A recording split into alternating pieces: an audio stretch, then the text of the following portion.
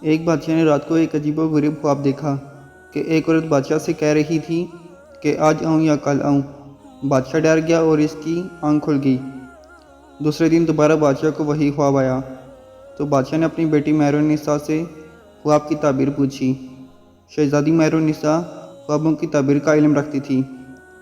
شہزادی نے بادشاہ سے کہا کہ اس بار اگر آپ کو خواب میں وہی عورت آ کر پوچھے کہ آج آؤں یا کل آؤں تو آپ اسے کہہ دینا کہ آج آؤ اور نہ کل آؤ بلکہ ابھی کے ابھی آ جاؤ۔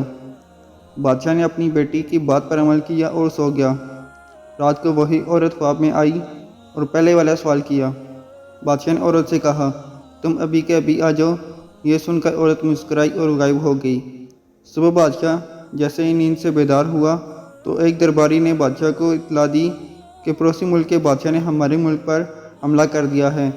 بادشاہ نے فوراً اپنی افواج کو حکم دیا کہ جنگ کے لیے تیاری کی جائے، مگر دشمن افواج نے اچانک حملہ کر دیا تھا، اس لیے ان کے حملے کا جواب دینا اتنا آسان نہ تھا اور بادشاہ کی فوج کو پسپا اختیار کرنا پڑی۔ جب بادشاہ کو یقین ہو گیا کہ اب شکست یقینی ہے تو وہ اپنی بیٹی کو ساتھ لے کر جنگل کی طرف بھاگنے لگا۔ بادشاہ کو جنگل میں ہی شام ہو گئی۔ بھاگ بھاگ کر شہزادی کے پاؤں میں چھالے پڑ گئے۔ جنگل کے باہر بادشاہ کو ایک گھر نظر آیا تو بادشاہ گھر کی طرف روانہ ہوا۔ بادشاہ نے جب دروازے پر دستک دی تو باہر ایک آدمی آیا جو بادشاہ کے دربار کی وزارت کر چکا تھا۔ اس بادشاہ نے وزیر کو سب بتا دیا تو بادشاہ نے کہا کہ آپ جتنے دن چاہیں میرے گھر میں رہ سکتے ہیں، کیونکہ آپ کے میرے اوپر بہت سارے احسانات ہیں اور آپ کی خدمت کر کے مجھے بہت اچھا محسوس ہوگا۔ رات ہوئی تو وزیر اور اس کی بیوی کی باتوں کی آواز آئی۔ وزیر اپنی بیوی سے کہہ رہا تھا کہ یہ مصیبت اب پتہ نہیں کتنے دن ہمارے گھر میں رہے گی۔ اب یہ بادشاہ نہیں بلکہ فقیر بن چکا ہے۔ بادشاہ نے وزیر کی یہ بات سنی تو اسے بہت افسوس ہوا اور صبح ہوتے ہی شہزادی کو ساتھ لے کر وزیر کے گھر سے نکل گیا۔ وزیر نے روکنا چاہا تو بادشاہ نے کہا کہ میں آپ کی مہمان نوازی سے کافی متاثر ہو چکا ہوں، اب مزید آپ کو تکلیف نہیں دینا چاہتا۔ بادشاہ آگے بڑھا تو سرحد کے پار ایک چھوٹی سی ریاست میں داخل ہوا۔ اس ریاست کے نواب نے بادشاہ کو دیکھا تو بہت خوش ہوا۔ وہ نواب بادشاہ کا پرانا دوست تھا۔ جب اسے حقیقت کا پتہ چلا تو اسے بہت دکھ ہوا۔ نواب بادشاہ کو اپنے گھر لے آیا۔ پہلے ہی رات نواب کی بیوی مر گئی جسے ایک بیماری لگ گئی۔ نواب ایک عامل کو اپنے گھر لے آیا تو عامل نے اپنے عمل سے نواب کو بتایا کہ جو مہمان آپ کے گھر ٹھہرے ہیں یہ آپ کے لیے منحوس ہیں۔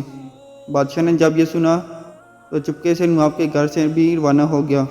بادشاہ کو اپنے محل کی عیش و عشرت بہت یاد آ رہی تھی۔ آگے جا کر بادشاہ کی نظر ایک محل پر پڑی۔ بادشاہ کو یہ جگہ کچھ جانی پہچانی سی لگی۔ اچانک بادشاہ کو یاد آیا کہ یہ تو میرے داماد کا گھر ہے جہاں بادشاہ نے اپنی بڑی بیٹی کی شادی کی تھی۔ جب بیٹی نے اپنے باپ اور بہن کو اس حالت میں دیکھا تو بہت روئی اور ان کو اندر لے گئی۔ تھکا ہارا بادشاہ جب سونے لگا تو اس کی نظر چھت پر لگے ایک سونے کے فانوس پر پڑی۔ جب اس نے غور سے دیکھا تو فانوس کو ایک دمک نما کیڑا کھا رہا تھا۔ بادشاہ جلدی سے اٹھ کر بیٹھ گیا کہ کہیں فانوس میرے اوپر ہی نہ آ جائے۔ دیواروں پر غور کیا تو ادھر بھی کیڑے تھے جو کمرے میں موجود ہر چیز کو دیمک کی طرح چاٹ رہے تھے۔ بادشاہ نے شہزادی مہر النساء کو نیند سے بیدار کیا اور اس سے کہا کہ میں اپنی نحوست اپنی بیٹی کے گھر نہیں پھیلا سکتا، تم ادھر شہر آ جاؤ، میں کہیں اور چلا جاتا ہوں۔ مگر شہزادی نے کہا کہ میں آپ کو اکیلا نہیں چھوڑ سکتی۔ پھر دونوں آدھی رات کو ہی وہاں سے روانہ ہو گئے۔ صبح کی اذان کے وقت دونوں باپ بیٹی کو ایک جھونپڑی نظر آئی جس کے اندر سے دھواں نکل رہا تھا۔ بادشاہ جھونپڑی کے اندر داخل ہوا تو ایک درویش بیٹھا ہوا تھا۔